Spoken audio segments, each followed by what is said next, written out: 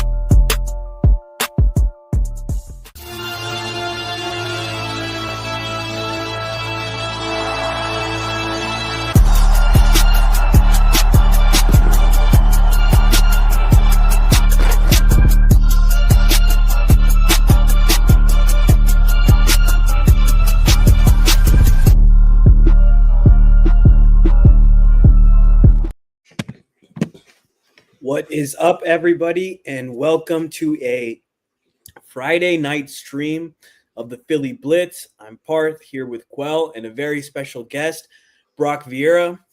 Brock, thank you so much for joining us. He's a beat writer for Sports Illustrated with Sports Illustrated on the Rams. So, given the matchup we have this weekend, it feels like we've seen you guys a lot in the last calendar year. Figured it would be good to get the enemy in the building. So thank you so much for joining us. How are you guys doing? Yeah, so I'm doing very well. Thank you guys for having me on, and I'm very excited to talk about what should be a great matchup here week 3.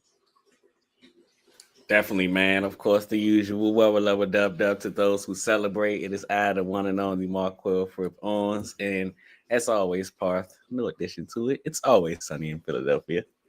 You know but it. Look, to the P's and Q's days, you know. But it's great to have you here with us, Brock, man. Always good to see what's going on opposing sides. It's a very interesting matchup that we have in front of us. Something that I'm sure both sides have been eager to get into once the schedule came out. Sure that this was circled by a certain guy named Jared Verse. If you guys aren't familiar with this or with Brock and his work, make sure you go tap in with him. Brock actually released a piece talking about Jared Verse and this Philadelphia, his love for Philadelphia, to say the least. It's going to be an exciting matchup to say the least. And like I mentioned, it's been 3 matchups now in the last calendar year, and it's been a lot of like what Jared Verse has kind of spurred on this rivalry, and it's kind of fun, you know, after the first game, and then going into the playoffs, and then, you know, him talking about how much he hates Philly fans last year, and then over the summer kind of being like, yeah, I hate them, but I respect them. And, you know, if you talk to any Philly fan, that's all we can ask for. You know, we understand. We understand, you know, we hate you, you hate us.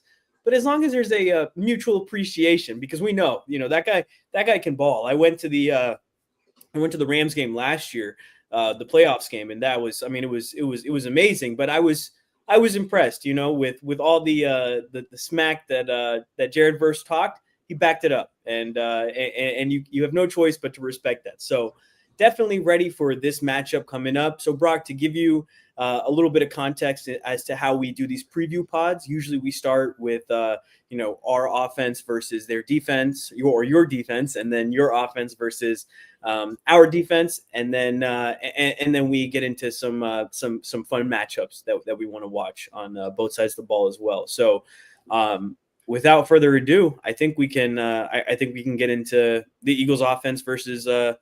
Oh well, you know what? Usually we do injury report as well. We're missing our third guy. Yeah, he's always on that, but I can pull that up. But how are you guys feeling going into this weekend? You can pull up the Rams part. I can give us what we have on the Eagles front. I did take that down. But in terms of Philadelphia, at least for today on Friday, all 53 players on an active roster were practicing. That includes whatever you want to. I mean, I guess he'd be Byron Young, number 1 in Philadelphia, Byron Young, number 2, if you're talking about the Rams. But Byron Young, to say the least, he's back from a forehead laceration. We got the infamous Dallas Goedert, who missed last week with a knee injury, and Will Shipley, who was back at practice with an oblique, but he's actually listed as out for this game. And Tanner McKee and his right thumb injury, he was back at practice, but he's listed as questionable, so it'd be interesting to see if he's back. And, of course, Jalen Carter, the shoulder, but he should be a full go. From the Rams' perspective, Steve Avila from their O-line, he's an ankle injury, doubtful. Braden Fisk, DN, oblique injury, he's questionable. Devontae Adams, Rob Havenstein, and Alaric Jackson missed time with rest, but it looks like they could be playing well. Alaric Jackson was a DNP, so Brock, I'd be interested to hear what you think is going to be his status going into the game, and then Colby Parkinson is questionable with a shoulder injury as well. Yeah, so I can kind of color in some of the things that Eagles and Rams fans would expect on Sunday. So first off, with Alaric Jackson, he is expected to play. We didn't hear anything today from Sean McVay that would say otherwise. He has dealt with blood clots throughout the offseason, something that he just got right and got ready to roll right before the start. So that there's a lot of these instituted veteran rest days, and there's also an emphasis on the organization to take care of injuries or concerns before they become a problem. So they're very cautious with their players. That's what probably happened here. Like, it's a Friday. They don't need him getting hurt any which way. He's a pro, a multi-year veteran. So I wouldn't expect him to miss any time during the game. Rob Havenstein, he's good to go. He just played a long time in the NFL. He was a member of the Rams when they were back in St. Louis. So this is another case of a veteran getting rest. Devontae Adams got rest earlier. Both men will be good to go. Steve Avila, again, is doubtful. He did not practice. I don't really see there's a way for him to play unless the situation changes over the next 48 hours, which is a possibility because, to Mr. Avila's credit, he's been working tirelessly to get back. In that situation, either Justin Dedich, who started week 2, or Bo Limmer, who was the backup swing interior offensive lineman week 1, will get to start if Avila isn't able to go. And, of course, Braden Fisk, who had to leave the playoff game early last year. I believe it was at the end of quarter 1 when he had to exit after sacking Jalen Hurts. He is questionable for the game. That's as much as we know. The reason he's questionable is because last week against the Titans, he had a twisted oblique that he suffered during warmups, which limited his snaps during that game. I think he had 13 total snaps, 12 pass rush. That could become an impact in this game. And, of course, Colby Parkinson limited. If he doesn't play, I think the big thing to look out for, it does Terrence Ferguson, their second-round rookie, the highest draft pick for the Rams, get more snaps. Absolutely. It seems like Rams and Eagles have that in common in terms of a tight end who always seems to be injured, but they're talented when they're healthy. So it makes it all the more frustrating. I feel like if you're like a bottom of the roster guy who's missing games, it's not significant. But when you're a guy who could be a big portion of your offense, it's always painful to be missing that guy because you go into the season expecting him to be there. So all right, so we got the injuries taken care of. Quell, you want to start with our offense today? Sure, man. We can start. Of course, that's always a fun way to start when you talk about Eagles Rams, man. You want to talk about a Rams defense where can't talk about a Rams defense without talking about that defensive front, man. Those guys that they have up front, a pleasure to watch when you're watching all 22. Not a pleasure to watch when your team is the ones going against them that week. But then when you start getting towards the back end is where things get a little bit interesting. Of course, the injury to Achilles Weatherspoon last week puts us in a interesting, peculiar, whichever word you would like to use, circumstance to say the least. I'll touch more on that when we get to some of our matchups to watch. We'll have a familiar foe popping up. I can just say that. But then, of course, we want to talk about the Eagles and their offense, where it's been the talk of the town. How they have or have not looked, to say the least, what they have been able to, or what they've had to do, what they haven't had to do, and then you talk about, just how should or could they attack this Rams team? You talk about Saquon Barkley, who had it wouldn't be a stretch to say a field day against this Rams defense last week.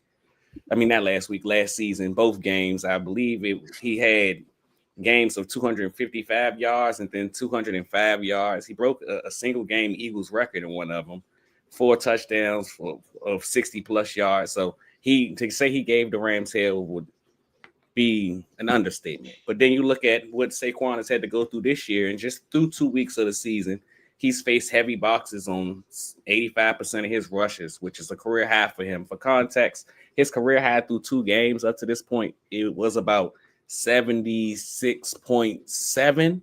And that was the season where he only played in 2 games with the New York Giants when he suffered, I believe it was the ACL injury that he went out with. But Saquon's not used to this. And then, of course, you heard A.J. Brown talk throughout the week. Well, yeah, I haven't seen as much man coverage as I've become accustomed to, and they're playing a lot of zone. We're just going to have to figure out how to beat it. Well, when you talk about these 2 teams, with the Rams specifically, their defense, you talk about a team that's 44% cover 3, 17% cover 2. And the next closest thing that you'll see is at 27% in cover 1. So you may see your fair share of man coverage, but based on all we've seen, I think the game plan has been put in place where it kind of just make Jalen Hurts read this cover 2, show him cover 2 pre-snap, rotate down to cover 3, like both opponents have done over the last couple of weeks. So I think it'll be interesting to see, man. 100%, man. I think we'll get into the matchups a little bit later, but I think they're going to really try to stop the run. It's what's kind of gashed through them the last couple of games, and it's been the MO of most teams following the Super Bowl, which is curious given the fact that the Eagles won the Super Bowl. That's kind of the MO, but given the prolific season that Saquon had last year, it makes sense that people want to stop him more than anything. I think the point that I want to really that I hope kind of happens more than anything is I hope this is a get right game for the Eagles in terms of the passing game, because the last couple of games we've done what we need to win, and I totally agree and understand that. And someone could make the argument that they're just they're not playing all the plays that they need, they're just doing what they need to win, which, given the way the playoffs went last year, it lends it some precedence. But I tend to believe that the Eagles have a lot of potential on offense and they have the tools, but I don't think they figured it out with Kevin Patullo to this point. And I think it's still a work in progress. We saw the comment from our fellow Philly Blitz member Pierre, our esteemed colleague, indeed, that the LA secondary has a familiar friend in Emmanuel Forbes, and so there are places, and he's played better this year than he looked on the Commanders, and I'm glad. He's officially kind of hit that underdog status where it's like he's easy to root for. You want him to figure it out. But that being said, AJ Brown is AJ Brown, and he's 6'2", 225 pounds, and he's kind of the kryptonite for a guy like Emmanuel Forbes. So I just hope that the Eagles just start taking some shots downfield, because the Eagles are the only team in the league with less than 2 passing plays of over 20 yards, or only 2. That's the least amount in the league. And for a team that has the weapons that we do, it's unacceptable that's the case, and totally understand that, we're figuring things out and we need to go, but there does need to be a game where they get things right and they're able to just kind of start firing on all cylinders. And what we saw last week is that receivers were not open. And it's not that these receivers don't have the ability to get open, because they've proven time and time again that they are and that they can. But it just shows that the passing concepts have been bland and that they're not doing anything to help them out, to help them get into space, which is what, we'll talk about the other side of the ball, but Sean McVay does such a good job of that. So I really hope that the Eagles can use this to kind of get the passing game back on track, because the opportunity is there. And the passing game is not nearly where it's going to need to be, especially for a team like this. This is a good team, and we're going to need to be able to put up points. So interested to hear what you have to say as well, Brock. I think you guys hit it all on the head. Honestly, I'm not even needed, but I'm going to give my opinion anyway. I agree with everything, like I said, what both of you gentlemen have said. I think this is a game of two different storylines. For the Eagles, of course, is this a repeat of 2023? When you went to the Super Bowl the year before, there's something that happens during the season with all the coordinators leaving. You have a general manager that's going out, making trades for all these different players, signing certain different players off for free agency and such as the Darius Smith or former Rams or Ogbo or Quanquo. I apologize for my attempt at that pronunciation. Anything beyond John Smith is very hard for me. With that being said, that's what the Eagles have to figure out. For the Rams, this is a question of what's different about this team than from what we saw in the previous two seasons when they were still in that rebuild mode. Are they becoming contenders, or are they now that serious force that the entire NFL, especially the NFC, has to look out for? When it comes to the passing game, for me, it's not a question so much as can Jalen Hurts find A.J. Brown downfield. It's more, will Hurts have the time to do so? And how will he be able to make that throw under pressure, because it will happen naturally?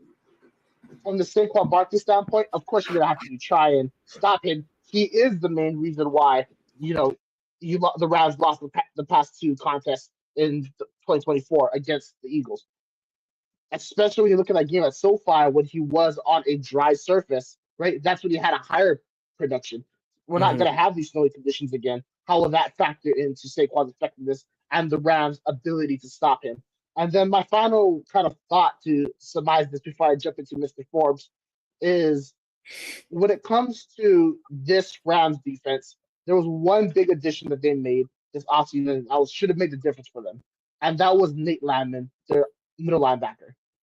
Last year, the Achilles heel for the Rams against the Eagles in the playoffs is Christian Roseboom. He was unfortunately, the weak link in the run defense. Landman has been fantastic these past couple of weeks. In week one, of course, he had the game-winning forced fumble. And then week two, he had the game-turning fumble recovered by Byron Young, who Young himself is going to be a force, but we'll talk about those in matchups. Can Landman be that missing piece for the Rams defense that the Eagles do not have the answer for?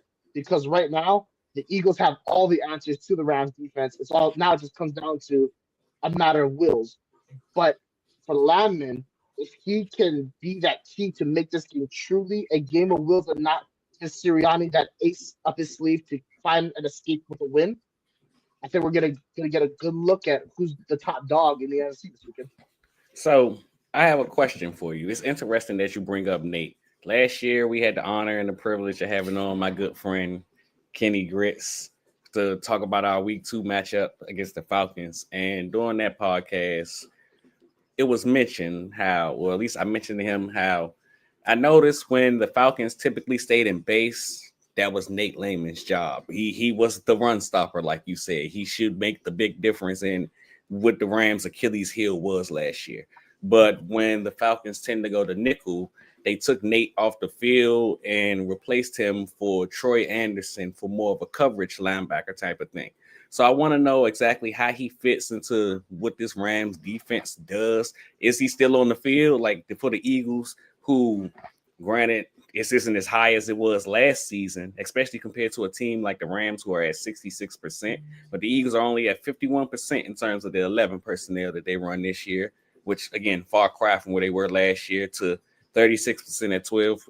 At 12 personnel and 13% at 13 personnel. That's cool.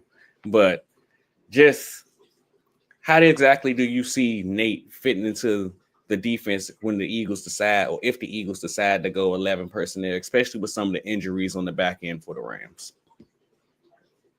Nate is going to be on the field no matter what. And the reason why is because, like, styles make fights, systems make players. I think we saw that last year with you guys with Zach Bond. I was seeing it this year with Nate Landman. Instead of being the guy that's getting taken off the field, it's actually being Omar Spates that gets rotated out. And most of the time, Jalen McCullough will come in or Quentin Lake will slide in. There's a bunch of different things that they can do because they have such versatile joker type of players in the secondary that kind of makes up that structure.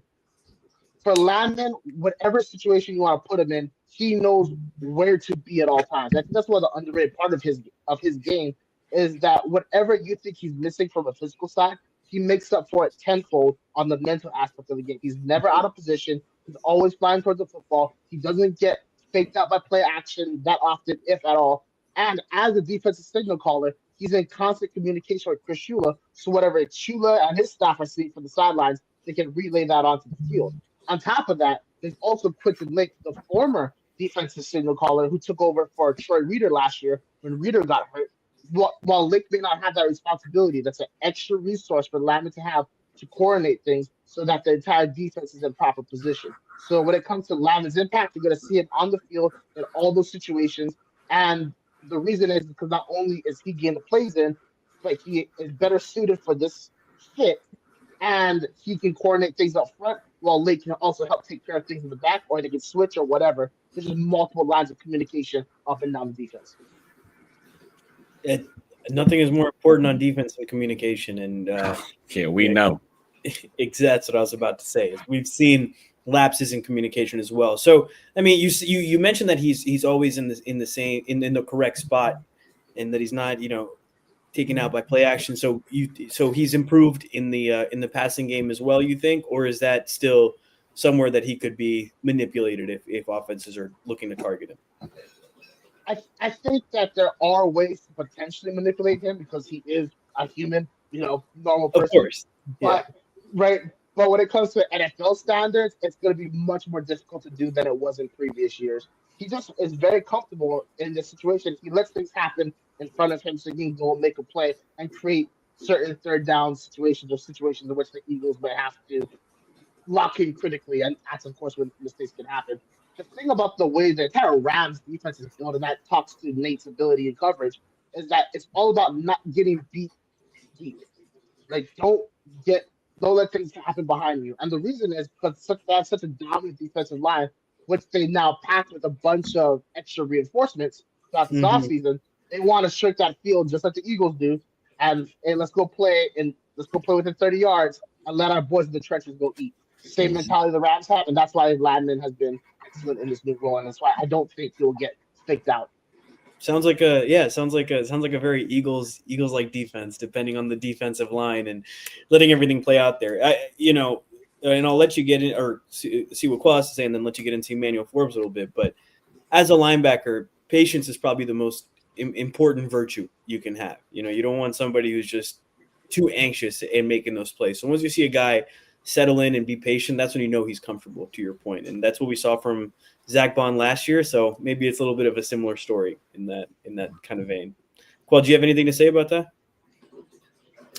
Just more so along the lines of, it'll be interesting to see exactly if they go to a similar game plan as I thought that they would have last week, where Dallas Goedert, because I mean, of course, if you look over the first two games with this Eagles offense, Dallas Goedert, who in week 1 before his injury was the team's leading reception, leading target guy, was kind of, I don't want to say the focal point of the offense, but for lack of a better term, the offense felt like they had some place to attack.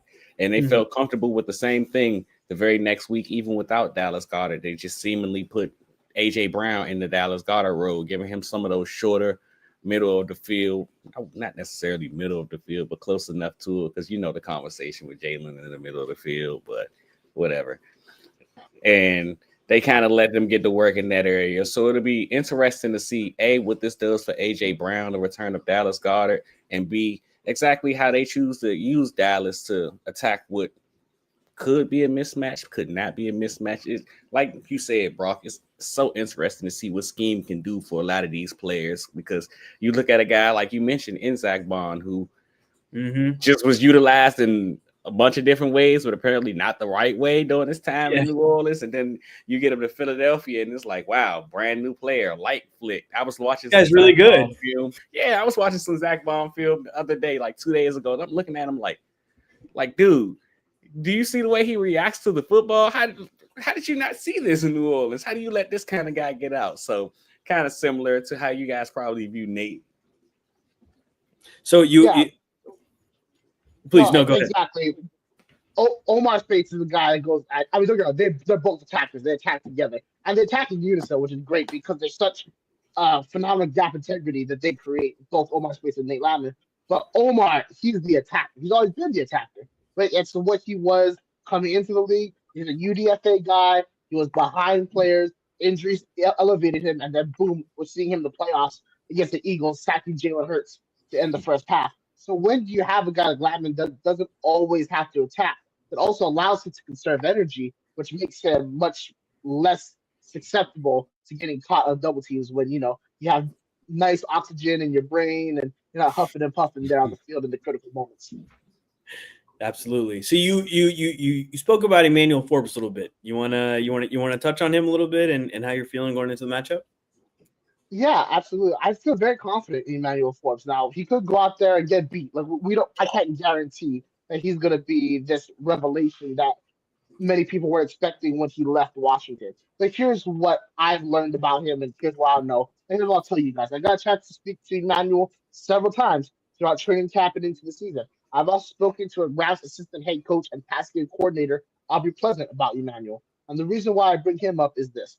When I first spoke to Emmanuel, he said that when everything ended in Washington, he was happy to come out to LA because it gave him an opportunity to start fresh. The moment he walked through the door, the first guy that really spoke to him was Aubrey Pleasant, and that was immediately when he was coming in, and that was the guy that said, "Hey, I don't know what your story was in Washington, but it doesn't matter anymore. Welcome to the Rams. We're gonna get you right, and we're gonna get you rolling." And that's exactly what he did. Now, to Emmanuel's credit, and he deserves a ton of credit, he wasn't a guy that came in and was like, "Well, I'm a former first rounder. I'm this, I'm that." He didn't start like that. He was very humble and he just wanted to work and learn. He didn't come in, was like guy like, "Well, maybe I'll play in the league a little bit more. I can get my retirement, my pension, get vested. I'm already a first round pick. I got all this guaranteed money. I got a financial advisor. Let me just chill out and, ride off into the sunset and live life gloriously." No, he came in, he got to work immediately. He put his own emphasis on learning how to be a better tackler, something defensive coordinator Shula has commented on, right? He took the time and he went through the process to try to bulk up, put on more weight, become a better student of the game, a guy that doesn't get beat on those double moves like how we saw. And of course, there are times he's going to fall into old habits because old habits die hard. But throughout this entire process, I have watched this man go against Puka Nacua and win, go against Devontae Adams and win. And to be frank, out of all the Rams wide receivers, the only guy that beat him per se on one-on-ones to an amount that I would write about was Devontae Adams. And even at then, it was a 50-50 split at best. And that's without a safety over the top, which he'll naturally have with the Rams. So I think that you guys are going to see a brand new Emmanuel Forbes that is going to throw his body around, is going to put himself in position to make plays, and is going to try and do everything he can because the Rams had essentially wrapped their arms around him and say, "Hey, we're going to get you to where your expectations once were." He said, "Let's do it." And now he's at the precipice of proving that to the entire country. So this was supposed to be my matchup of the game. I had a second one in my back pocket, so don't worry, I'm okay. But we can get to the nitty gritty with this one. I'm not gonna lie, take my Eagles fan cap off for a second. You know what we do for a living, Brock. You know what excites us, what gets the juices flowing, especially between the months of I don't know, January and May. But it's Emmanuel Forbes was probably my favorite cornerback I had the opportunity to watch during this draft class. And I like to speak a lot about quote unquote lessons learned during the draft process and take different things from different prospects and things of that nature. But one of the things I learned from Devonta Smith, if anything, was Well, sometimes you just got to trust the process. And he may be small, but God damn it, that guy can play. So I went into it with that mindset with Emmanuel Forbes. And Emmanuel Forbes, like I said, he was fun to watch. Just to give you a quick breakdown of what I said, man, just he was predominantly used in zone cover corners. I mean, zone coverage would make sense because Mississippi State had only ran man 25% of the time at that time. But I appreciate the work that he did put in and the things that he did show in man coverage. He was only targeted 15 times, only gave up 3 receptions and had 6 interceptions during that time. So he showed some of those qualities, the long arms, the patience that you talked about, the lockdown ability. I always thought, even during this time in Washington, the problem with Emmanuel Forbes and with a lot of cornerbacks or players that you could say was confidence. It's hard to play with good confidence, as like you said a second ago. I think if anybody on that defense, you think Nate Lehman, but if anybody on that defense stands out to me as scheme puts you in great position, it's Emmanuel Forbes. You're not left out on the island by yourself anymore. You got the help that you need for you to be the aggressive player that you kind of are at heart, which, like you said, old habits die hard. But you've also, like you said, put the time in to learn the techniques of the game, learn the little nuances that make you good at the position, which really excites me when I talk about Emmanuel Forbes. Like I always wish that his story had a better ending than it did in Washington. So to see him, quote unquote, succeeding here in LA, it's fun to watch. Now, to not necessarily put the Eagles cap back on, but for lack of a better term, put the Eagles cap back on. Like Parf said about 10 minutes ago, the man you probably going to be lining up across is 6'2", 225 pounds, and a whole lot of, as he said in his interview today, the least of my worries when you talk about Emmanuel Forbes and A.J. Brown. So I'm really excited to see, this redemption opportunity for Forbes, but more than likely, I'm sure, knowing this Philadelphia Eagles team, they're going to give A.J., especially with all the conversation going around nowadays and how he's being used. Exactly. They're going to give A.J. Brown a chance to win. Now, are the Rams going to allow that? Are they going to leave Emmanuel Forbes one-on-one like a certain foe that we've seen do? I don't know. But if and when they see those opportunities, I promise Jalen Hurts will take them. Yeah. And like I said at the beginning of the pod, I think Emmanuel Forbes hit that underdog territory where he's easy to root for. But if I'm being honest, oh buddy, this week is going to be tough for him because I understand what you were saying about practice and everything, and he's a really good corner for certain type of players, and that's what happens when you have a lack of size somewhere. Devontae doesn't always succeed against corners who are just like super long and super strong. Like it just happens. There's certain guys who your matchup isn't as good against. Devontae Adams, Puka Nacua, they're both, AJ's height, but the play style couldn't be more different. And I don't AJ know, Puka might be there. Puka's I don't think Puka's AJ, but Puka play physical. Puka don't play like no little man now. Agree, but Puka is 20 pounds lighter than AJ. He's like Puka is 212 pounds. AJ is 227 pounds. Like when you're moving that fast and you're that big, it does make a difference. And I totally agree that Puka is a physical receiver, but AJ Brown is a physical specimen.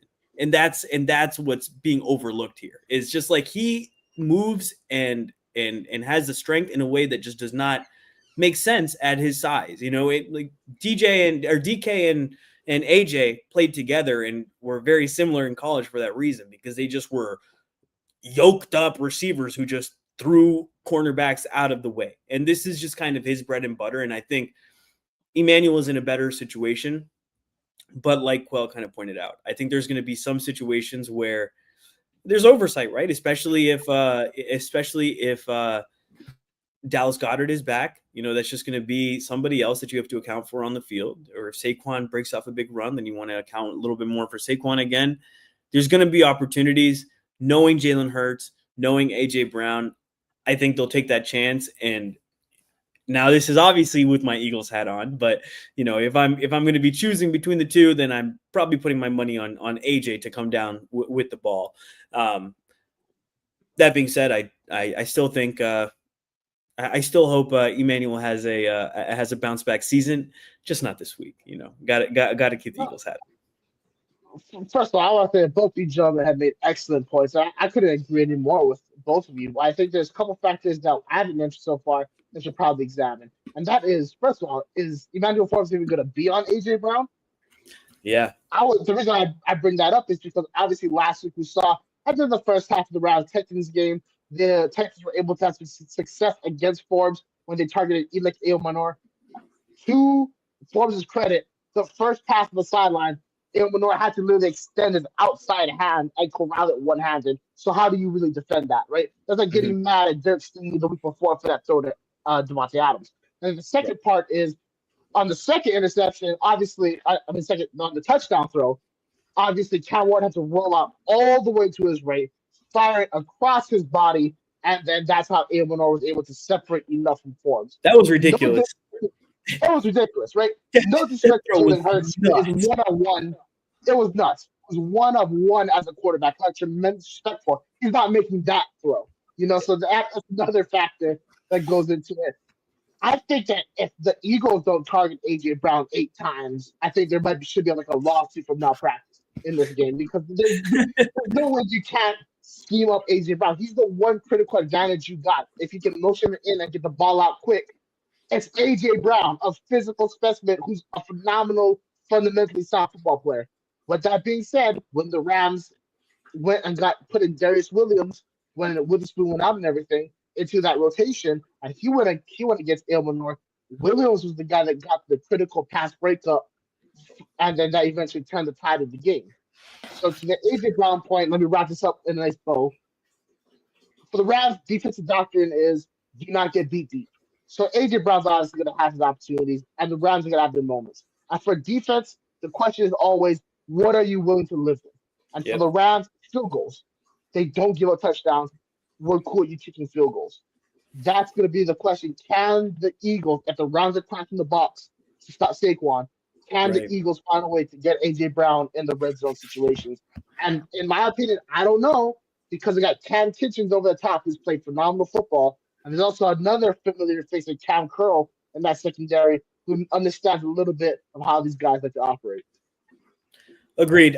But to be honest with you, I think AJ Brown is the best receiver in the league. I know that has some Eagles act like it sometimes. That's exactly what I was about to say. Is like, you bring up all these guys and they're legit players. I can't be sitting here and be like, oh, they suck. These are really good, talented players. But in my mind, I'm just like, oh, throw a slant to AJ because I know he'll get open, he'll do it. But the point is we just shoot ourselves in the foot so much. We won't throw a slant to AJ. We'll do everything but throw a slant to AJ. So like Pierre said here in the chat, it's all for naught if Patullo doesn't get his head on straight. And it's exactly what it is. You have to open up the field a little bit more. I get it. You want to be safe. You want to be conservative. You don't want to turn over the ball. But this feels like the pendulum swung far too much to that side. So it's absolutely going to be an interesting matchup. And I'm interested to see what this game looks like now, especially with what you just said, that they want to just put you at field goals, because it's very similar to how the Eagles play defense. So this could end up just being a defensive slugfest and a not very exciting game, which feels like what the Eagles have been pulling everybody into for the last couple of weeks, except for the playoffs for whatever reason. So it'll be interesting to see that all.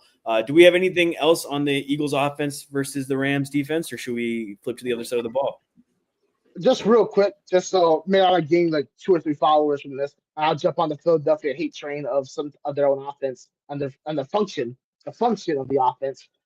AJ Brown, to me, is like the Jerry Rice argument. You can make the argument Randy Moss was the better athlete, or Terrell Owens was the better all-around specimen. But the reason why Jerry Rice is the best was he just did all the simple things incredibly well. And how can you expect a guy like AJ Brown, who does all the simple things incredibly well, to be content when you don't allow him to do the simple things? You have a crashing box, attack the flanks. I'm pretty sure Sun Tzu wrote that, and by that time the concept was 1,000 years old. Like it's not rocket science here. So I think that I wonder if the Rams have that in the back of their minds, like, is this the week the Eagles simplify, or is this another type of 2023 situation where we just not do anything and allow the Eagles offense to stall itself out? Whatever it comes out to, I don't know, but all I'm gonna say is AJ Brown is AJ Brown, and what's happening over there? Totally agree, man. Totally agree. And so many people out there try to make it about Jalen, but I'm so glad that we had Tom Brady commenting on the last game, and he's like, "There's nowhere to throw the ball," and it was just so clear. They showed the, I guess it's the end zone view from the quarterback's perspective, and it's like, dude, there's literally nobody open. Like, what kind of route? Like, Brock, I can't tell you how many times since Shane Steichen left that we've been on this podcast begging for mesh. All we want is mesh. We just want to see mesh. They just like refuse to do it. It's the weirdest thing. You have these two explosive receivers if they get the ball in their hands and just have a little bit of space, and they refuse to do the play that could get either one of them open. It's mind-boggling. So, I'm like I said, I hope it's a get right game. How dare you run one of the most simplified offensive concepts in existence, right? How dare you attempt to start the spread and shred of defense with a quarterback that can run upfield? Are you crazy? Have you lost your mind?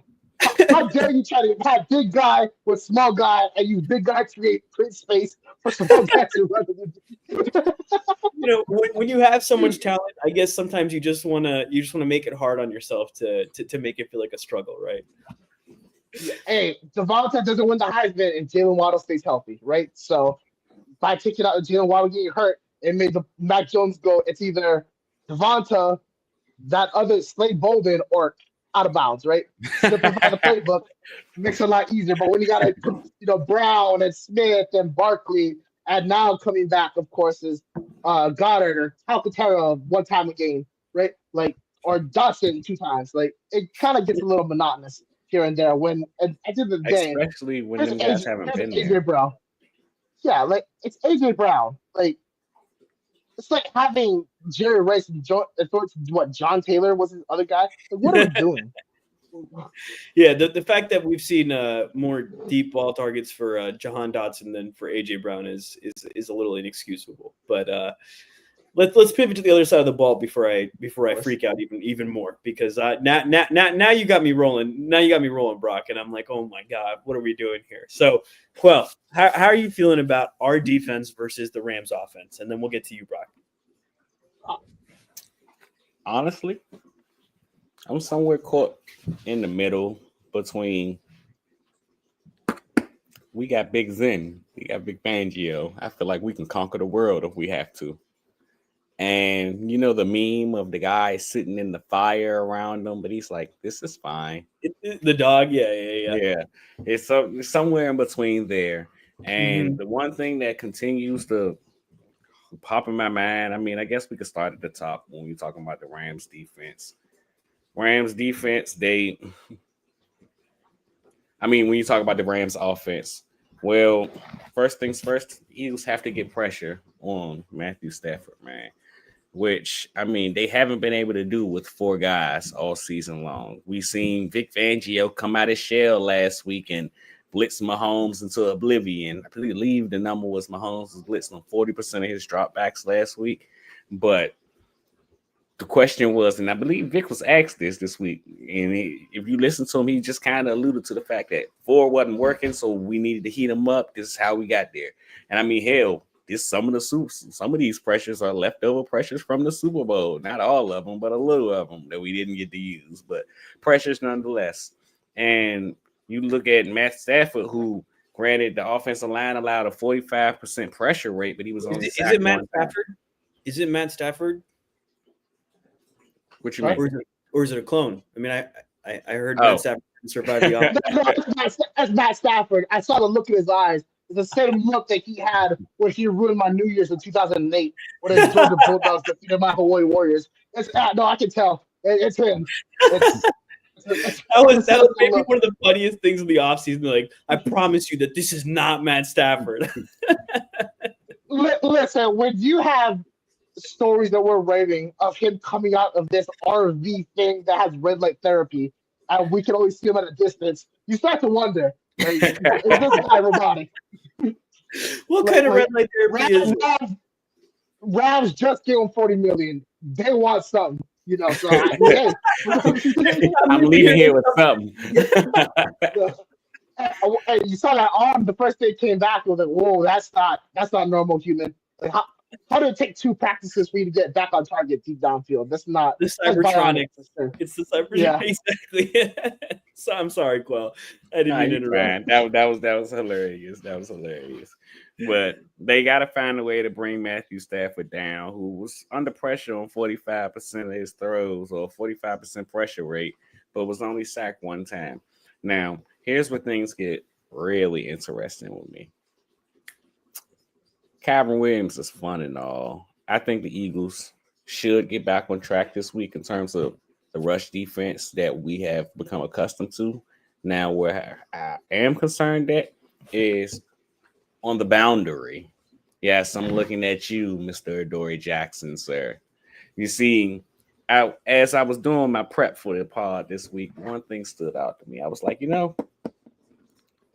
Rams usually like to use either Cooper Kupp or Puka Nacua in the slot. And Cooper Kupp's not there anymore. So I guess it's Puka's home. So I went and did my research, see where he lives at. And that's exactly where he lives at. I believe the number was 66% of his snaps or something of that nature was from the slot. And just about around, it was like 19 or 20 was on the boundary. Basically, he's typically their slot guy, for lack of a better term. And Devontae Adams is the boundary guy. Now, when you look at this Eagles matchup with those guys, it reminded me a lot of last year, where, this year, when you talk about what's going on coming into this game, the Rams and those two guys I just mentioned accounted for 22 of Matthew Stafford's 33 passing attempts last week. And it reminded me of last year when we were prepping for this very same game, Rams and Eagles. And they were coming off that, it was almost like deja vu. They were coming off the game against the Patriots, and they were saying the same thing about Cooper and Puka, where they were responsible for 13 of his 18 completions. Basically that's where the ball is going to live with those two. And more importantly, how they did such a great job of avoiding Christian Gonzalez that game. Now, in that podcast, we talked about how they couldn't avoid anybody because we had Darius Slay. We don't have Darius Slay anymore. Not only do we not have Darius Slay anymore, but I like to think that the Dallas Cowboys gave the blueprint. You look back at what the Cowboys did week 1, and essentially they just sacrificed, for lack of a better term, George Pickens to Quinyon Mitchell. Say, you can have him. Take him. Y'all stay on the boundary and live over there. And we're going to keep CeeDee Lamb in the slot, or we're going to give the appearance of CeeDee Lamb in the slot. And we're going to start Turpin out wide. And we're going to motion Turpin in to make you guys rotate in one. So now it's no longer Cooper DeJean on CeeDee Lamb. It's Cooper DeJean on Turpin and Adoree Jackson on CeeDee Lamb. Yeah. And I think we'll probably see a lot of that same motion with the Rams this week, where I'm not sure who their wide receiver 3 will be, whether it'll be Tutu or who they use out there, but they're motion him in, and they're going to find ways to get Puka matched up one-on-one with Adoree Jackson. And it makes sense because even when you look back to the Eagles matchup last year, when you talk about Stafford, I believe they said that he attacked the boundary on 55% of his throws, which is not Matthew Stafford like. He loves attacking the slot. The blueprint was there for them, and they felt like they were close last year, if not for a play or two. And they feel like we might not have the personnel, and they definitely do have the personnel to attack there. What do you think about that, Brock? You kind of hit it on the head. But that was the one element, like you mentioned, that they were missing at last year. When there's a 4th down, that had that critical throw that schemed up a one-on-one situation, and Stafford tried to go back shoulder. They needed a big target. They needed a Calvin Johnson type of player. That's exactly what they got in Devontae Adams, right? It was very methodical. The reason the Cooper Kupp, they got rid of him, Cooper Kupp got old. Cooper Kupp got injured. Cooper Kupp got replaced by the next Cooper Kupp and Puka Nacua, right? So it was just one of those things where your course spread out. And now we need that new element to take his offense over the top again. When they won the Super Bowl, they had Cooper Kupp, but also defense had to account for OBJ or Robert Woods at one point of the season or the other. Unfortunately for this game for the Rams, they have another tool who I don't think is ready yet to be that guy to help open up the offense for them, and that's Terrence Ferguson, their 2nd-round pick. He got injured in training camp, so it's been slow and methodical his process to get involved.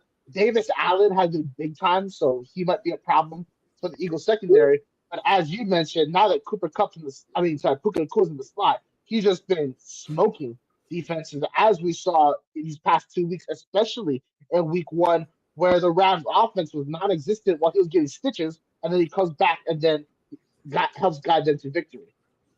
When it comes to this game in general, the losses that you saw from the Eagles defensive line over the Super Bowl are starting to reveal themselves, right? Milton Williams, my comment, has a lot going on. So it was Milton Williams was his name, right?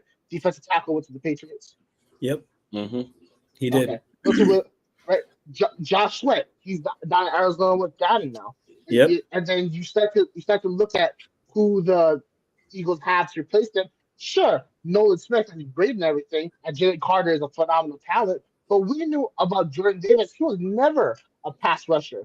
He wasn't a pass rusher in college, at least he was bull rushing people. He just didn't have either the energy or the skill to do so at the NFL level. He's a great run stopper, but now you're starting to see that issue start to pop up. So now the Rams can focus their double teams on Carter to try and stop his hauling in enough, trying to get the ball out. And then you're not seeing that pressure coming from the other side that we would have in other seasons. He's going to force blitzes, and of course, who's the master at reading the blitz is Matthew Stafford and manipulating stuff. The good news for the Eagles, though, is that throughout his entire career, as mentioned, Stafford likes to throw to one or two guys, either the 1-2 or check down. I mean, that's why Kenny Galladay got paid $72 million, right? Because Stafford chucked the ball to him so much in the system that people thought it was going to be great. Goes to New York, and that happens, right? So now you're giving a guy who only lets you throw to two guys his new version of Cooper Kupp and his new version of Calvin Johnson at the same time. That's a lot to defend.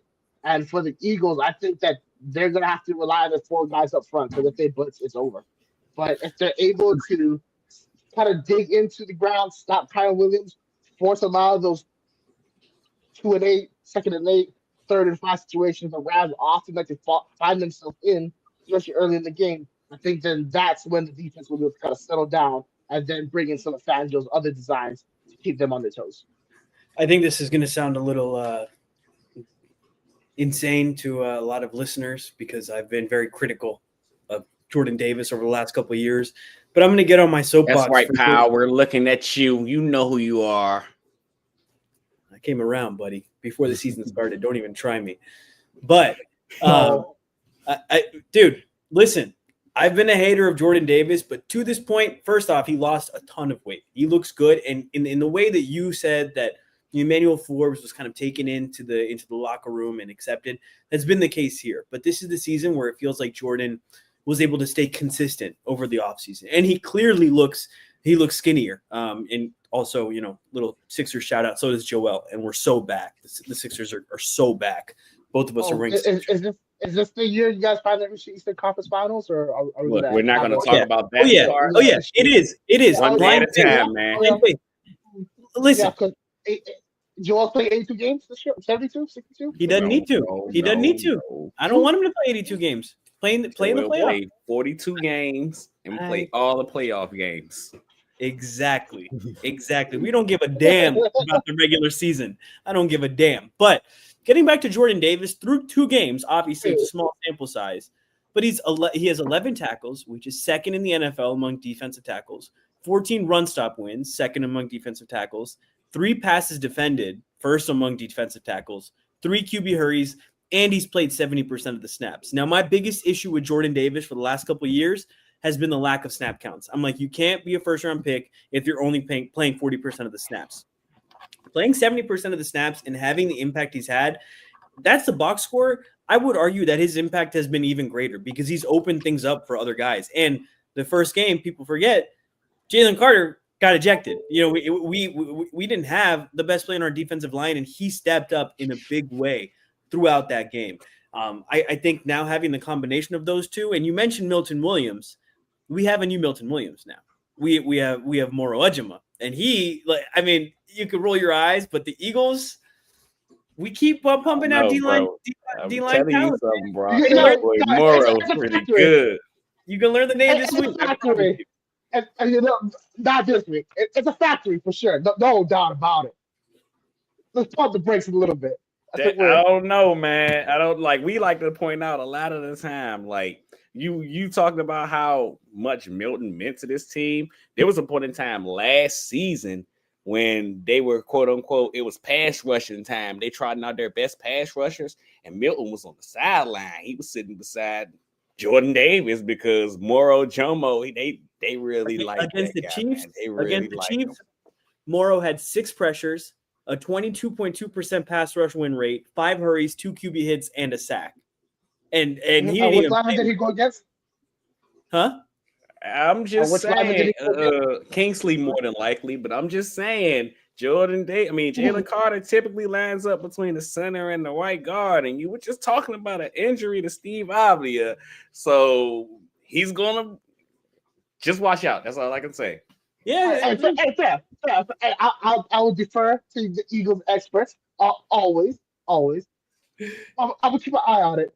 I'm gonna keep an eye on it. I'm genuinely interested to hear what the take is, because I do think that Morrow has been the beneficiary of the double teams going towards Jalen Carter, which is naturally what teams are going to do.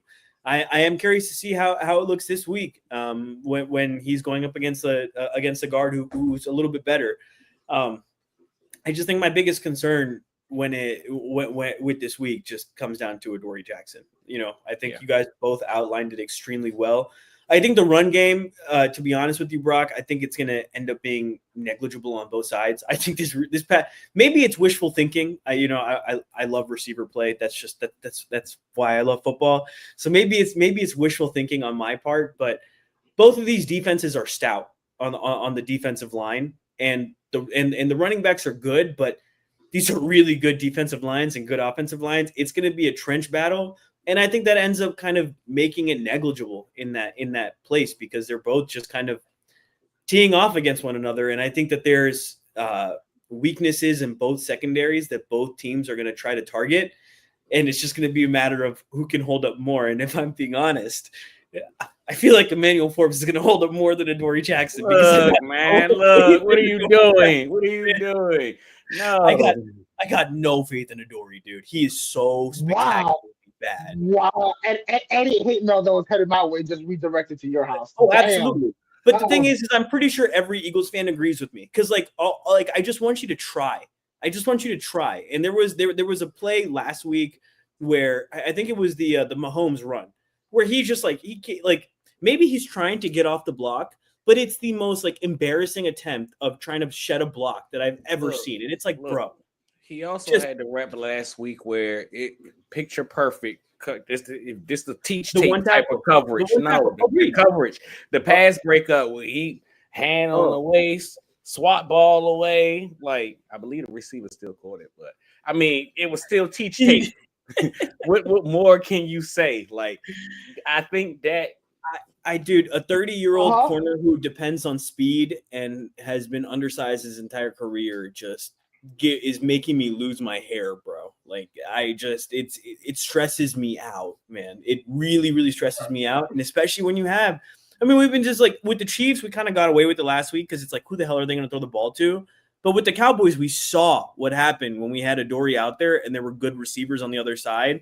And now we're going against freaking Sean even McVay. Through all that, we saw what happens when it's good receivers and all this stuff. Not only did they not score more than 20 points, Dak Prescott had 100 and something passing yards. Don't get me wrong. Don't let the vision of the eye test fool you.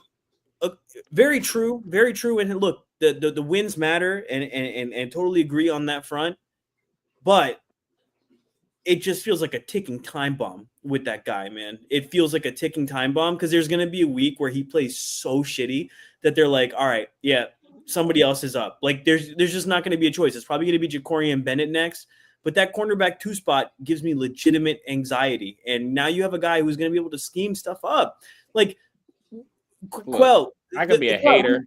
We went against Brian Schottenheimer, dude. We went against Brian Schottenheimer. He schemed something up against linebackers. Him and his evil twin in San Francisco, they torture linebackers. That's very true. They don't torture cornerbacks. They do like to put, but My only point is I think he can find a way to just get Adoree Jackson with Devontae Adams or Puka Nacua, and it'll be ugly. Then again, we have Big Zin, but there's only so much he can do. He can't at this point, I almost want Vic Fangio to go play corner instead, man. Like it's getting to that point, man. Like I still think we'll get to our predictions. I still think the Eagles will get the W in the end because I just think they somehow will themselves to wins. And I know that's not something you should hang your hat on, but hope it's not a strategy. It's not, but it's just something that they've that they've made a career out of at this point. Like with Jalen Hurts, you just do what you need to. I think we'll see, but I do think that Adoree Jackson is going to be making a lot of people in the Philadelphia area, be sitting there like this with their hands in their hair as the game goes on.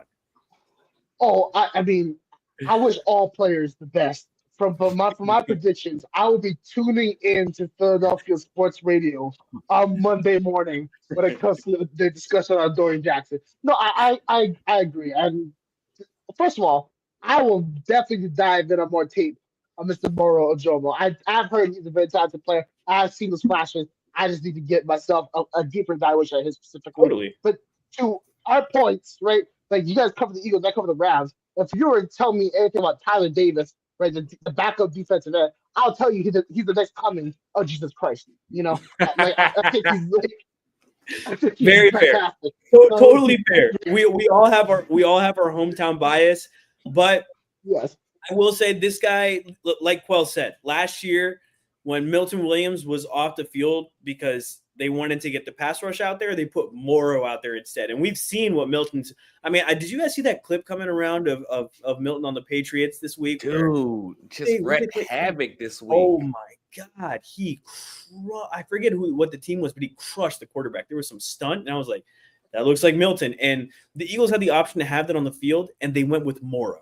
And he was a rookie last year. So the kid is special, but totally agree because – I have been suckered into so many of these back of the roster guys and been like, oh, dude, this guy. Them guys been trying to tell me we need to cut AJ Dillon because apparently Tank Bigsby is in the second coming. Hey, hello. I did not say that. That's a Pierre thing. Montreal Johnson is the second coming of Jesus. Oh, gracious. That's why I wanted to cut AJ Dillon. Oh, brother. Yeah, I hate the life I have to live.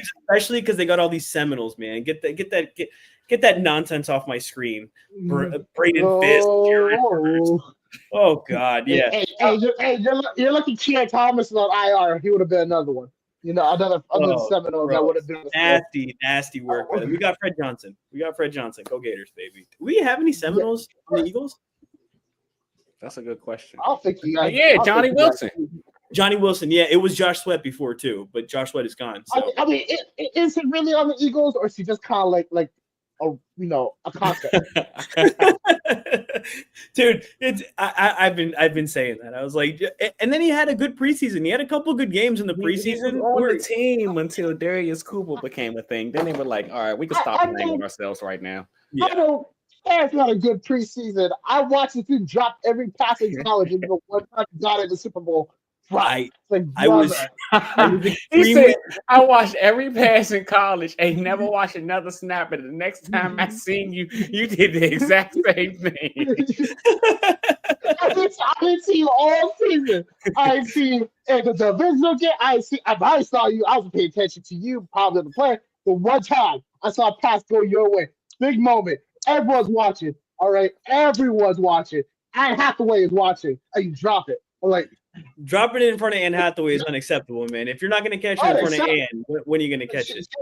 She had the air to Ginobili. Like, I wouldn't drop anything in front of, I was in front of my air to a European kingdom. Like, dude, listen, if Anne Hathaway is in the stadium, I'm Odelling it every single time. I'm just every time. And if I drop it, I'm taking an injury. I'm pretending my ACL got blown. Oh, my shoulder. I try to jump. And you don't try to touch something with a torn ACL, and this thing is not happening right now. I'm just going to jog off the field, limp off the field. Like, ooh, that. I ain't jogging. No, I'm rolling. I want all medical teams. I want the work. Oh, the thumbs up. You get the thumb up on the card. You're gonna get them to put you on in the stretcher too. Like they got. He said, "I'm leaving here I with don't have the something." whole thing, like, yeah, I have a whole press con. I went out like a warrior. All right, I died this field for my brothers. But I have a whole thing. The parade, I'm holding the party like I was the winner. I'm crying, man. Agreed, though. Yeah, You're the first time we I'm see not gonna somebody look in like NFL a try to man. read a Disney movie. Yeah, I just can't. That's Catwoman. Yeah. I'm not gonna look like an idiot in front of her. You got to do what you can. Not gonna do it. Yeah, I was anti Johnny Wilson. You know, I was like, dude, this guy can't catch. And then we drafted him, and I was like, yeah, Johnny Wilson. He'll figure it out, man. Like, yeah, and you know, we'll see. But we talked about before we got on the things you do for love. This man is a Gators fan. I am a Gator fan. And I have never seen a Gators fan sit here. He sat here and argued me down while we should have sat there and drafted Nolan Smith. And I'm like, brother, what happened to I hate you? Yeah. Did you not see that ass whooping in Jacksonville like a couple months ago? Like, listen, Nolan Smith's senior year did not whoop the ass of Florida. Okay, it was much closer. No, he stood on the sideline. They didn't pull it out that game. We're gonna win again. It was close. Wow. It was close. The one time you guys won, a pandemic had to happen. That's when Gators win. When the whole world Oh, this recency bias is driving me nuts. Oh yeah, dude. Gunner, whatever the hell his name is going to carry Georgia to greatness. Get the hell out of here. The Gators haven't been Jackson contender since I was 9 years old. What are we talking about here? And guess what? It was the greatest team I didn't know I was bringing real hatred greatest here. Team of your entire life. That still talking about it. Swamp Kings, baby. Let's go. Let's go. You're talking about it. You're talking about it. Oh no! They made a Netflix series last year. They made a Netflix series last year. Everyone and their mama was watching the series, talking about that was a very G-rated way to rewrite history. Are you kidding me? Are you kidding? That was not the Florida game. Rewrite history? What are you talking about? Rewrite history? We're gonna go from history to. You're telling me? Oh yeah. 2009. Yeah, they were the best teams you've seen in your entire life. Best college quarterback of all time. Best college quarterback of all time. I don't want to hear it. Well, that's how you end this conversation right there. Angry Eagles. Best quarterback college of all time. The best quarterback college of all time. How about you get a unique name? Everyone and their mama is Angry Eagles fan, dude. How about you get a new one? For Christ's sake, Angry Eagles fan is like the stock name that they give you. Well, Angry Eagles fan, you have met Angry Gators fan. Damn right. Let me take this Angry Gators fan. Yeah. I want to say this. Cam Newton is what y'all think Tim Tebow was.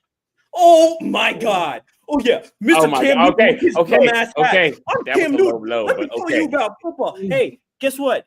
Tim Tebow would have jumped on that damn fumble. I'll tell you that much. In the Super Bowl of all the games, you're going to be like, oh, yeah. I'm not going to jump on that ball. I'm too scared. I'm 6'5", but that ball is scary. Von Miller is going to get me. Big old baby. I don't want to hear about Cam Newton. Tim Tebow's better and Jalen Hurts is better. Get him out of my face, bro, and get him off of TV.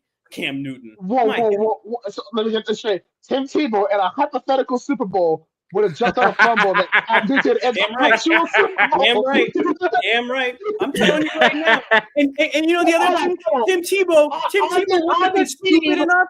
Tim Tebow wasn't stupid enough to go steal a laptop, get tracked to his room, and then throw it out the window and think they're not going to catch him. Okay. Idiot. All right. Whoa. Wow. That was like Thursday Night Football all over again. Dude, we're talking about the game. Cam Newton did it. I don't know how are you going to throw it out your window, bro? You got it all set up, and you're going to be like, that's how I'm going to get rid of it. That was Thursday Night Football all over again. Tyreek Hill with the next reception. Now with the update, let's go to KB Hartog. Oh, my gosh. That's what you did. Tyreek Hill. Tyreek Hill has been where's my lawyer? That's what we need to ask. Maybe Tyreek should stop getting in trouble. Maybe Tyreek should stop getting in trouble every year and having like 50 baby moms who all have complaints about him. Like, brother. Listen, I'm not going to comment on a man nor his baby mamas But if you can afford to take care of all of them, that's all that matters. After present. Well, he's obviously not taking care of them, and that's why they're mad at him. Like, give him the damn Speaking money. of taking care of them, let's take care of business, and then you guys tell me what your matchup of the game is. My matchup of the game is Mailata versus that bum from Florida State. Oh, you just He's gonna stole. get a. You're a thief. Oh wow, you're just putting wow. Violence. I mean, Violence. I want to say the same words. I think that the fantastic left tackle of the Philadelphia Eagles is going against the 2024 NFL Defensive Rookie of the Year. That's going to be a great matchup. Unless they swing him over to the other side where he can just go crazy against Lane Johnson again. I mean, Makai in, and we saw what happened last time Makai was. And we'll see what happens on this occasion. I do think, though, that with this matchup, the big thing is going to be the positioning of Byron Young.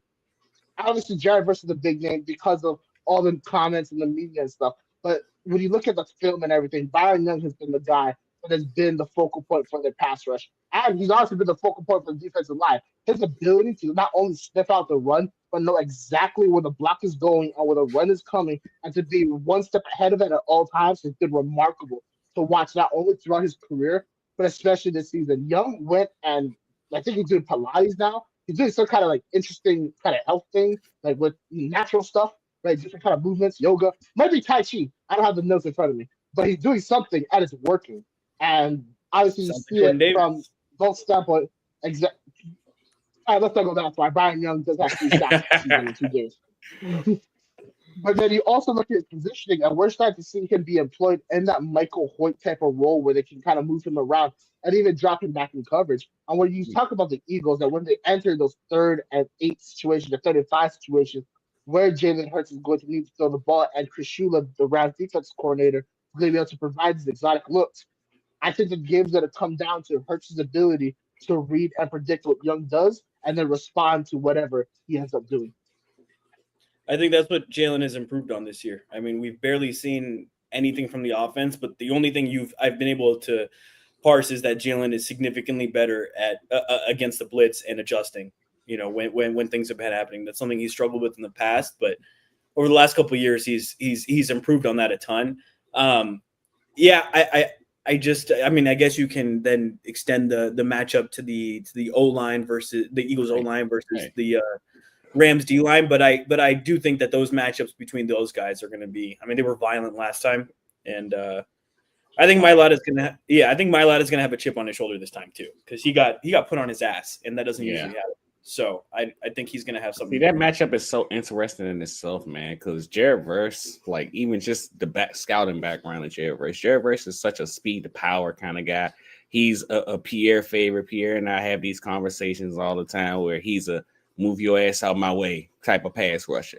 I'd love to see him come up with a secondary plan, but the primary plan works so well because he translates speed to power so well. But then you go up against a guy in Jordan Mailata who's just like a mammoth of a man, and it's like, you're not going to translate speed to power against me. I mean, he did that one rep, but like you said, I'm sure Jordan's going to have that chip on his shoulder heading into this game. But if I had to pick a matchup to watch on that side of the ball, it would probably be, since you stole mine, Parth, let's get freaky in Jalen Hurts' voice. I'd go with Matthew Stafford versus Zach Bond. I talked about how Matthew Stafford wants to, in a perfect world, he wants to attack the middle of the field. I mean, I think I kind of outlined what I think the game plan will look like. I think they look to more of the boundary, but I don't think that that's going to be the entire game. Like I said, last time they matched up, 55% of his throws were to the boundary. Well, there are another 45% of plays that have to happen, and those he's going to get to what he knows. So you're going to have to look for guys like Cooper DeJean, look for guys like Zach Bond, maybe even Jahad Campbell, depends on how Fangio wants to go about things, to how they choose to defend that middle of the field. But I choose to roll with the bald eagle because he's typically the guy that mans that area, and I feel like that'll be a really good chess match on the day. It's a good one. I completely agree with that assessment. And the reason why I want to add on top of that, one of the things I think could be unique with that matchup is going to be the implementation and utilization of Kyron Williams. Of course, Williams is a guy that has a close relationship with Stafford, does everything he needs from both a running back, as a runner, as a blocker, as a receiver. So if Stafford has those issues with defense, how they use Williams is going to be a major indication of success or failure from the Rams offense, especially since he likes to position himself, have that, how would you define it? Kind of like the word's not coming to me right now. I do apologize, but the certain spots can position Williams in order for him to be a much more effective blocker if need be. Certainly, man. So when we attack on the other side of the ball, when you look at the Eagles' offense against this Rams defense, the Eagles' defense against the Rams. Yeah, I was about to say, wait. Eagles defense against the Rams offense. No, I mean, that's his name, man. the obvious. It's technically the same thing, but we base it on the Eagles player that we're watching, right? So it's like Mailata, and then who's the defensive player you're going to watch, and like their matchup on defense. Okay. So you already did yours. So you want to give your offensive one then? Oh, okay. I knew I did something was going wrong. I'm like, I was like, wait a second, because I thought about yours too. Yeah. Okay, so my offensive one will be kind of in a similar frame of mind. Jalen Hurts against the Rams front seven.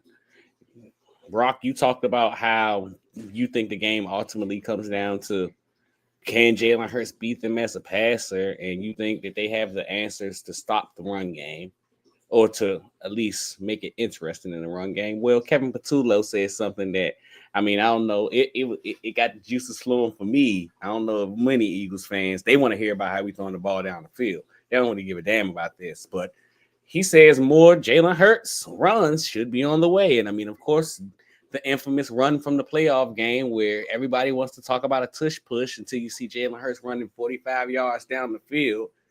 Well, could there be a situation for Jalen the runner to make an impact on this game against the Rams defense? That's what I'm looking forward to. We talked about the stress that he has to put on the team as a passer. Well, you look over the last couple games, Jalen Hurts, the runner, has take center stage, whether you want to talk about time to throw or average depth of target. Jalen Hurts has kept many Eagles drives alive because of his abilities to scramble. And I believe there were 2 different touchdowns on 2 different occasions against Dallas that were scrambled touchdowns.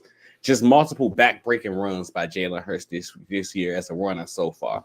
So to see if he's able to kind of keep the ball rolling for the offense as a runner is my thing.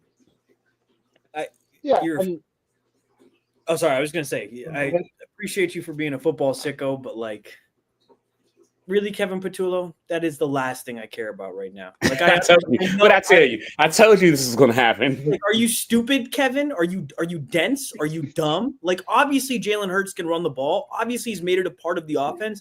The entire part of the offense has been struggling, has been the passing game. But sure, let's focus on the one thing that's kept you afloat, dude. Like, if it ain't broke, don't fix it. Yeah. But, like, you don't need to be like, oh, yeah, there's going to be more Jalen Hurts runs coming. No shit, because we don't have any receivers open downfield. I'm sure he's going to run the ball. Like, oh, man, sorry. Like I said, I'm trying to be patient, but, like, I don't care, dude. Like, just figure it out, bro. We have A.J. Brown and Devontae Smith. It makes me so mad. It just makes me so mad. I'm sorry, Brock. Go ahead. No, you make an excellent point because it gets to a point you're like, yeah, no duh. Right? Like, how do you think we won the past couple of games? You think Hurts tossing the ball up and down the field? That's why he has less than 200 yards every game. But the problem is, going back to 2023 with the Eagles, is that when they keep emphasizing the positives and not actually taking an honest evaluation and the negatives, you have Jalen Hurts running 5 wide with one guy going in motion with everybody in the stand knowing it's a quarterback draw. Like, it comes to a point, and the 100%. Rams out of anybody probably know what those quarterback runs are going to look like, or at least the start of them. So unless you're going to build a passing concept off of them, I don't really think it matters. If you do, well, then we can have that conversation. When it comes to I'm sorry to interrupt. I'm sorry, but I'm so glad you said that. Building a passing concept off of it. We just have not seen any of that. Like, you have everyone expecting Jalen Hurts to run. It feels like that extra step of building something on top of that tendency has been missing. And I think that's what's been We've most been frustrating asking for that for over for the last 2 like 3 years, years. 3 years Yeah, now. dude, since There Shane has left. never been a marriage between So running frustrating. pass. Yeah. It just Yeah. let's do what I works. mentioned that. Yeah. I'm sorry, Brock. Go ahead, man. No, first of all, I'm glad you guys mentioned it. If you don't mind me standing on my soapbox for a little bit, because I think this is a bigger problem in the NFL than it is. Josh Allen has a functioning offense where his quarterback runs are designed for the pass to be based off of it, as well as various other concepts that all kind of form into the entire offense that are succinct with one another. When I see Jalen Hurts in these types of offense, I'm more playing an offense that isn't Shane Steichen's, if I'm being very specific. It just reminds me of the years of Lamar Jackson with Greg Roman. Yeah, we saw the great runs that Lamar Jackson had, but then when you start talking about the expanded passing concepts and why they failed, well, then we look at the fact that there was no expanding the passing concepts at all, Right. or anything that would resemble NFL quality. And that's what we had to worry It's about just with Jimmy flood. Herbert, like, right? Exactly. When Literally. we look at the Chargers. But then the Chargers, obviously, they brought in different pieces. Roman is taking a new look to it, which is not, let's just refine what we do with Colin Kaepernick 10 plus years ago. And now we're starting to see it kind of develop to an extent 10, 12 something years later. And that's what I feel is happening with Jalen Hurts right now is that it's so work. I think it all kind of stems back to the season opener last year where Jalen Hurts was throwing in triple coverage. And that kind of like made everyone think maybe he's not as good as a processor as we first imagined. First of all, this guy ran Lincoln Riley's offense. This guy knows passing concepts at the back of his hand. Secondly, he has such a unique skill set, like Josh Allen, where not only can he advance, he's willing to advance. And when we talk about scrambling quarterbacks, they're not all the same. Lamar Jackson relies on speed and agility. Josh Allen, it's some speed, some agility, and some I'm going to run right through you. And Jalen Hurts is I'm going to make smart decisions with my feet.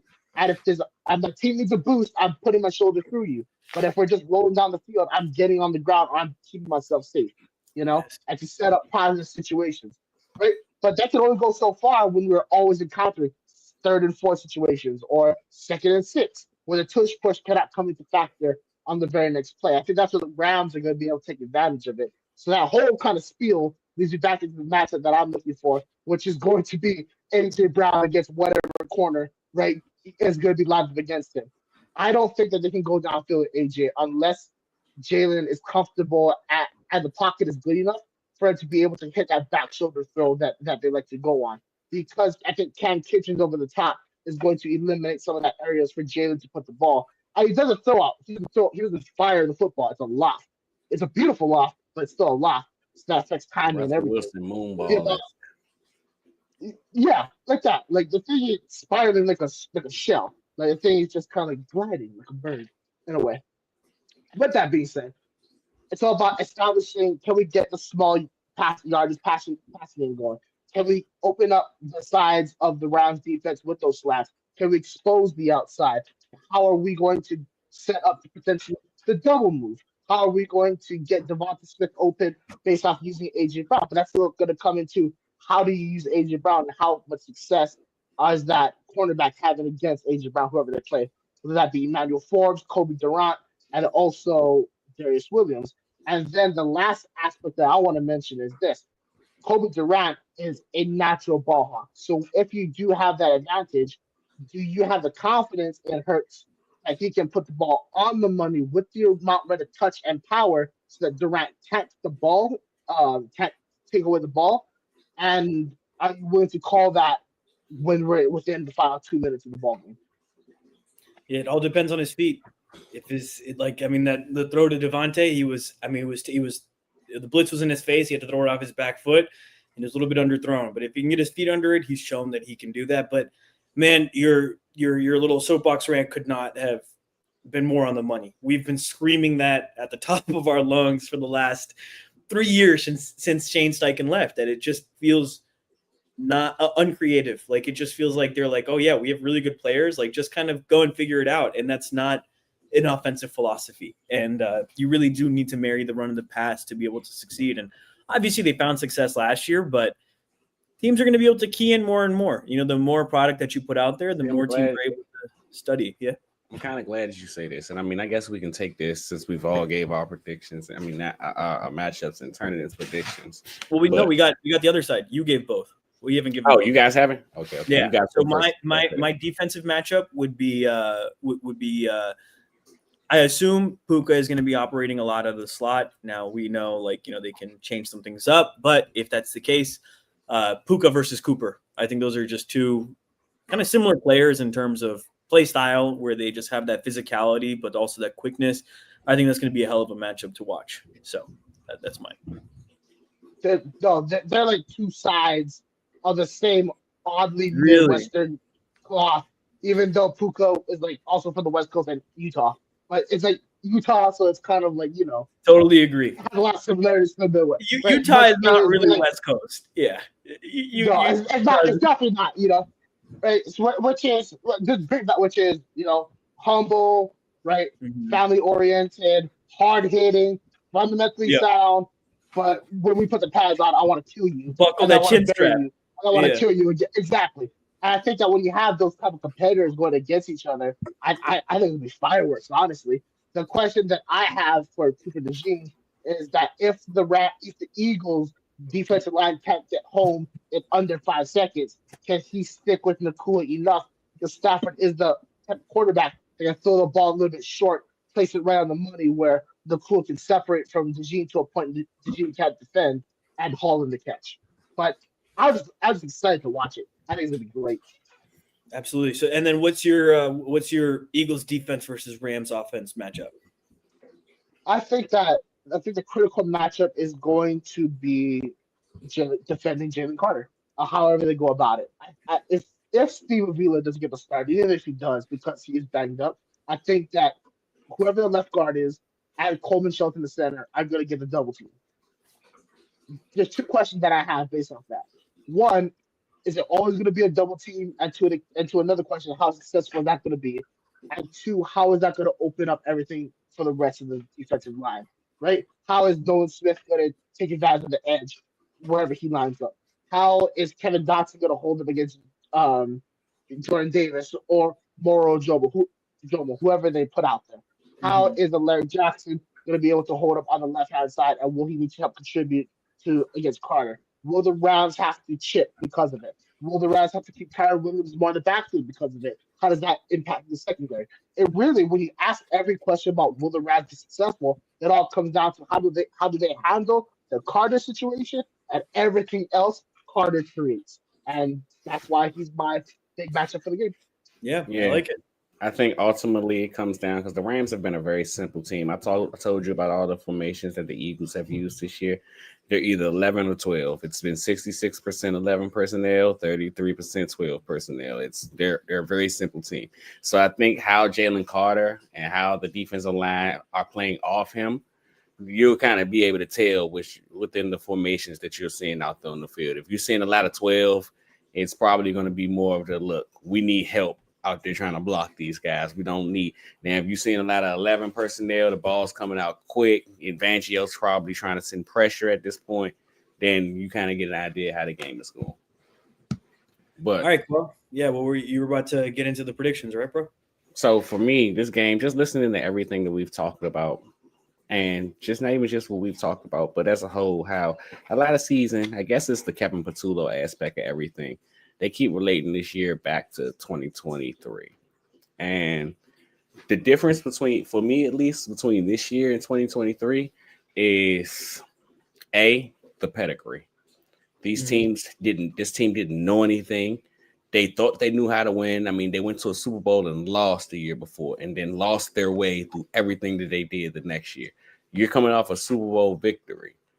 A lot of those games through that year, like the Carolina game last year, wasn't pretty. You had to find different kind of ways to win games. You had to figure out who you were as a football team, and figuring out who they were as a football team, to be honest, took about 20 games. Wasn't until about the Washington game in the NFC Championship where it was like, look, I know who I am. I'm a butterfly and I can fly high, and everything looks so pretty.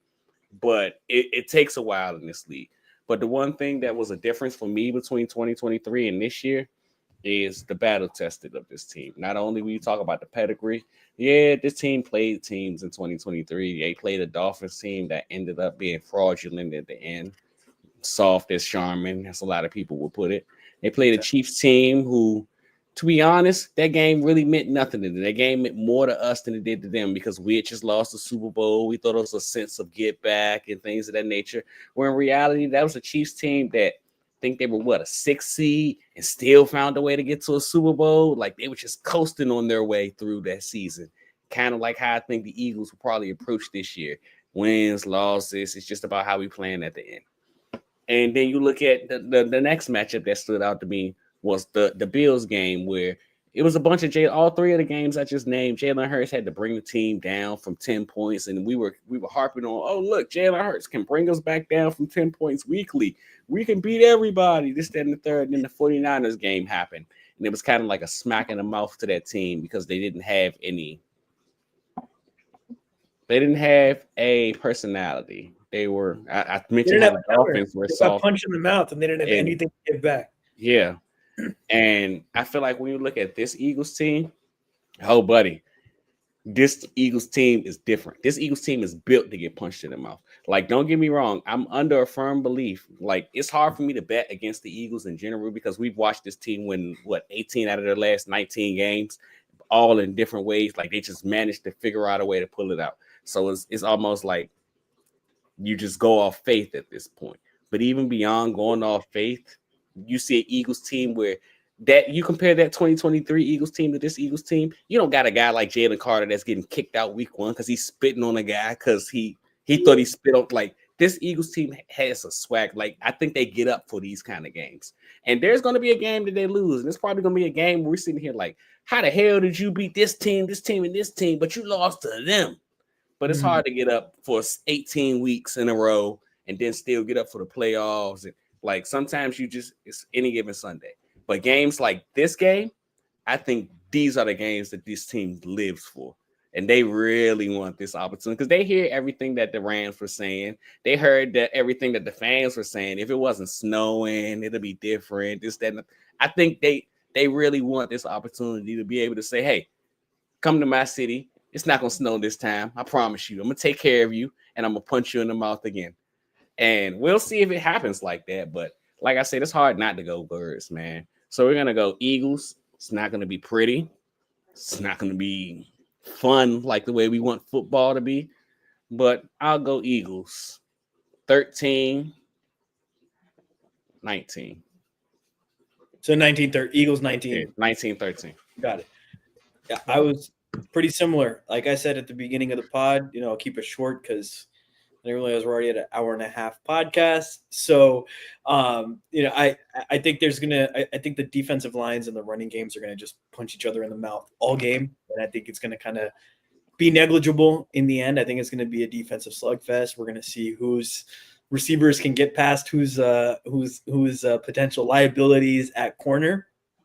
My prediction is going to be, wait, did you say 19-16? 19-13. 19. Okay, I'm gonna go. I'm gonna go 19-16. I think it's gonna be a weird game. Maybe get the. I don't know if it's scoregami, but it's one of those where the points aren't lining up nicely, but could be one of those. That's fair.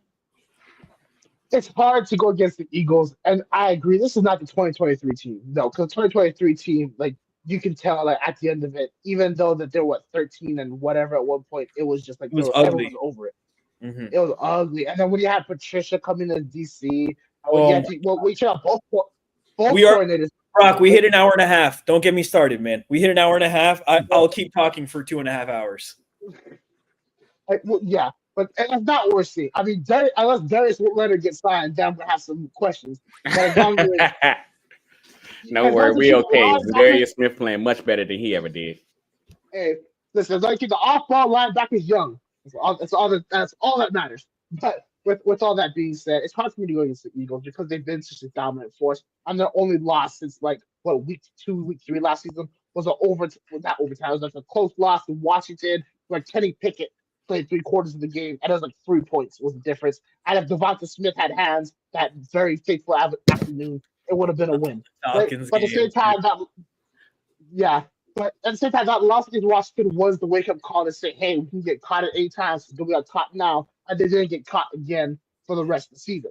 It's also hard for me to go against Jalen Hurts. You look back at his entire career from Philadelphia to college, The only times he lost was when the opposition had much more firepower than his side had, right? Which was the first half of Georgia and Alabama, where that defense was just nuts. Or when you look at the LSU team that beat Oklahoma, or this and that. Had no Thing chance. is, though, had no chance. The thing is, though, I think this is a situation where the Rams are a team with that firepower, and that's why I'm going to take them in this one, 21-20. I think that both teams find a way to get in the end zone. I think that the field goals happen, but I think the Rams hit them with a touchdown, 2-pointer late. How the score's going to work out, in order for them to be aggressive, take the lead, and then when the Eagles are going to have to try to open up the passing offense, I think that's when things are going to go sideways in the end, and that's how the game is going to be called. And if that happens, if the game gets lost by the Eagles because the passing offense wasn't effective, oh sweet mercy, Monday morning is going to be so great in the city of Philadelphia. You'll want to watch WIP. You'll definitely want to tap in. You're totally right on that. We got Pierre's recommendation, dude. It's been a long time. We have Pierre's prediction here as well. Eagles 24, Rams 16. But anyways, Brock, we really appreciate you, man. I know it was short notice. We really appreciate you hopping on the pod with us, giving us your time. It's been a damn blast, man. I don't know about you guys. I had a ball. It's been a long time since we've had a normal podcast run over to over an hour and a half. So we really appreciate you, and we'll have to have you back for sure. Given how this last year has gone, we'll likely match up in the playoffs again as well. So definitely want to keep that line open. But we really appreciate you, and also want to give you a chance to make any plugs that you might have. Yeah, so of course you guys can follow me on Twitter at Brock Vierra. I respond all the time. If you have football questions, want to talk a little ball, I always keep it respectful. I know you guys do too, but I love talking football. This show was, I didn't even realize we went on for over 90 minutes. This is nuts. I had such a blast. It was fun for me talking a little trash about Florida. Let me fill you guys in. I don't hate the Gators at all. I actually have a ton of respect for the Florida Gators program for two reasons. One, I'm a UNLV graduate, so Dan Mullen is the head coach over there now. So there's that tie. Mullen. And then the second part is I grew up in Hawaii. So Colt Brennan and then Tim Tebow for the Heisman, right? So that's where all that kind of stems from. I think Tim Tebow was a phenomenal collegiate quarterback. That's fair, man. These things run deep. It hurts me a lot to walk past Matthew Stafford's beautiful car and his all the wealth every day, knowing January 1st, 2008, he made my life hell. But then you watch him on the field and you get to speak with him in person and you get to understand who these people are. And it's a blast. And like with you gentlemen, it was fun coming on. We didn't know each other before today, and obviously we had ourselves a ball. I hope everyone watching had themselves a ball. Check out all of my work at www.si.com/NFL/rounds, or look up Los Angeles Rams on SI. We're on Facebook and Twitter as well. This way you can catch all your favorite Rams content and maybe some of my articles about the Philadelphia Eagles as well. Absolutely, man. We really appreciate you. Thank you again. I will say, parting shot at Dan Mullen. He is a hell of a play caller and offensive schemer, but the fact that he does not want to recruit at all and wants to coach college football. Oh, buddy, I don't even want to hear you say anything about. You just stop your sentence where you are now, Mr. Billy Napier. I can't coach a damn thing, but I listen. At least Billy will recruit. Dan Mullen actively did not recruit players. Dan Mullen actively turned away guys who wanted to come to Florida because he wanted to hit. Like Dan Mullen shot Florida in the foot so deeply. Billy Napier should have hired an OC this year. I agree with that. Yes, But Dan Mullen, the damage he did at Florida, like it was, oh my God, dude. He tried to do the Urban Meyer thing, but he wasn't Urban Meyer. And that's what it came down to. And he didn't recruit like Urban. There's a lot of guys that First of all, time out. I got to throw a little 2 cents in there. What you're right about Dan Mullen not liking to recruit. But the good news now is that every collegiate program has like general managers and like whole recruiting departments. So he can just like pawn it off. I don't understand these dudes. I'm going to go coach. Yeah, I'm very frustrated with. I've been talking to our producer Tyler about it. He's like, I mean, the way Angry Eagles fan, stop talking to me, bro. You literally you can't even write correctly, bro. And crepe, no, you use and if there's a vowel starting the next word. DJ Lagway folded like a crepe. Come correct if you're gonna come at me, bro. Jesus Christ, it's grammar from elementary school, bro. All right. Second off, man. yeah, he should have hired an OC. This reminds me of James Franklin until like what was it, like 2019, 2020 when he hired an OC, and then all of a sudden Penn State got better. But like Billy Napier is being way too stubborn, and like I can't make excuses for him at this point. Like he's a damn downfall. He can be out of here soon. It's his own stubbornness that's been his downfall. They gave him the opportunity to hire an OC, and he decided not to. And I can't defend that. I promise this will be my last statement. Kind of, we gotta get out of here. Florida is a tragic story because you have everything: the recruiting ground, the fan base, the stadium, the facilities, the operation on the inside, the operation on the outside, the boosters, the NIL funds, and the overall management and support of the university. Especially when we look at basketball, the success they've had last year and over the recent years. The best part is though, no matter what you do, Florida will like never produce an NFL quarterback again. And I'm not too sure the last time they did, but I know for a fact that it's just no matter what you do, it's just unless you somehow Urban comes back, it's over. It's over in Gainesville. And I'm sorry. Oh, but I'm really not. Dude, I'm not listening to a UNLV guy who just hired the Gators trash to be their coach to tell me that the Gators UNLV on the way up. All I'm saying. UNLV is on the way up. Yeah, I'm going to be staying up until 10 p.m. to watch UNLV football. Yes, and I do. You know what I remember about UNLV? That asshole quarterback from Last Chance U ended up at UNLV. That's who UNLV has. I don't want to hear it. DJ Lagway, he's going to figure it out. I'm tired of it. I don't want to hear any more of it. Go get it. Did DJ Lagway defeat Power 5 opponents? Because UNLV did. Yeah, DJ Lagway did. He defeated ranked teams last year, with UNLV does not. Last year. We're talking about this season. Guess what? I promise you a UNLV quarterback has, and that's fine. He beat him last year. LSU was shitty this year. I can't believe we lost that game. He got nervous. He didn't play all summer. You watch. In 4 weeks, we'll be talking about DJ Lagway in a different light. Everyone just wants to hate on these young quarterbacks who didn't play much before. Arch Manning is going through the same thing. I don't want to hear it. Give him time. I don't want to hear it. UNLV produced from UNLV. Who the hell is your quarterback? Who the hell is your quarterback? In the meantime, while these guys have this conversation, produced Randall Cunningham. I'm going to say. That's the last thing I'm going to say. Hey, guess what? Neither of us were alive. We could combine our age, and it still wouldn't be the year that Randall Cunningham was in college, bro. Jesus Christ. This is like Cowboys fans talking, dude. Say go Birds. Hey, go Birds. An Angry Eagles fan. HMN. Hold my. Okay? I don't want to hear it from you, buddy. All right? Learn how to write and then come back to me. Jesus Christ. People with no grammar skills talking shit. All right, go Birds. Brock, thank you so much, dude. This has literally been a blast. You know how to talk shit, and I appreciate that about you. So thank you for coming on, and we'll definitely have to have you. Par's favorite guest. Oh yeah, the people who can fire back, man. The people who can fire back. I appreciate it. Thank you all who tapped in, except Angry Eagles fan. I hate you.